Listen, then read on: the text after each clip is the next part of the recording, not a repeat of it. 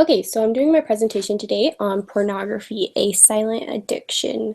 Our slogan is "It's not just between you and the screen." And here's a link to our presentation with me, Aubrey Boren, and my partner, Shaylee Christiansen, who is also in my group. So here's some pictures from the activity. On the left, it's me and Shaylee doing our presentation, and then we have a picture of our stress balls that we gave as handouts that has our slogan on it. It's not just between you and your screen. And our poster, which has all the points we talked about. So a detailed account of the presentation. So we presented at a company called First Light Energy. It's a call center here in Rexburg, Idaho, and it employs students of BYU, Idaho. So we are focusing on college-age personnel. So we thought we would choose somewhere that employs students, preferably male, who are on computers for long periods of time for work. 4 people were able to attend our presentation, and it lasted approximately 30 minutes. We started our presentation with a background on ourselves and our majors and what we are studying. We then went on to our intro, where I discussed our topic and the importance of addressing the harmful effects of pornography addiction. Shaylee discussed exactly what porn addiction does to the brain. I read information from an article that describes 11 ways porn destroys your life and connected it with other information found on the first Fight the New Drug website. After discussing these 11 points, Shaylee discussed statistics involving pornography. Then I talked about how to quit and provided some good resources in the area. Shaylee closed up the presentation very nicely. After that, we discussed a little more about it and took questions. We then passed out our handouts, had cookies, and let them get back to work. So here is a handout that I emailed Kevin, the manager, so that he could email to the employees. And it just basically says when, where, and kind of gives them an idea of what we were talking about.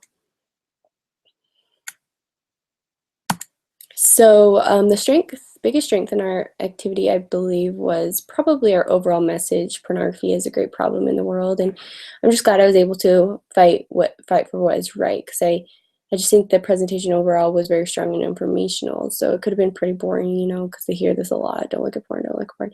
But we were like more animated, and we tried to show like our true passion for to fight this problem and how horrible it can be on people's lives. Our handout and slogan on the handout was also a great strength, I believe. It was something that we were able to give them, and something that will remind them that porn isn't just between you and your screen. It also affects many people and is very dangerous. It affects you more than you think it does.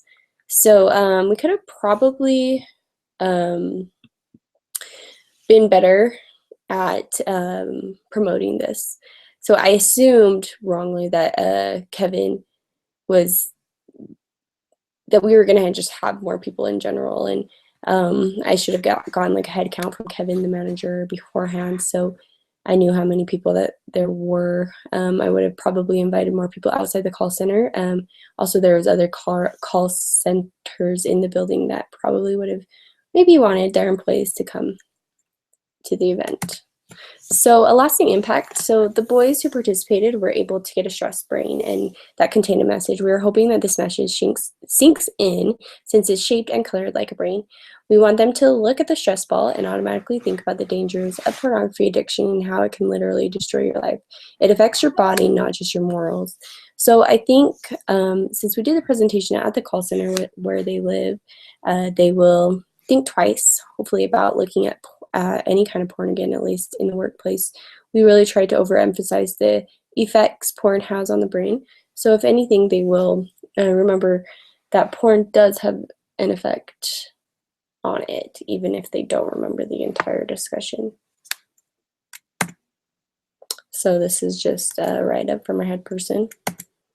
So the information we gave to the participants was very valuable. So like Inner Church, which all the guys who were there belonged to, we focused a lot on the moral side of pornography, but we tried to focus more on the biological side and how it can physically change you and who you are when you do consume porn.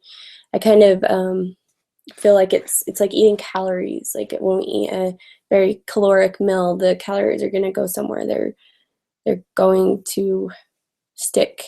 But luckily we can burn off those calories. But with pornography, unfortunately, we can't burn off what you have seen. It stays with you for the rest of your lives. It's like embedded inside your brain.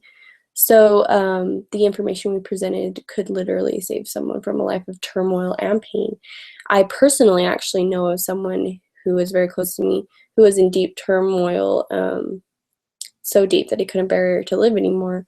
It started with pornography, and he actually ended up taking his own life. So sharing our message could literally save a life. And there's my presentation. Thank you for watching.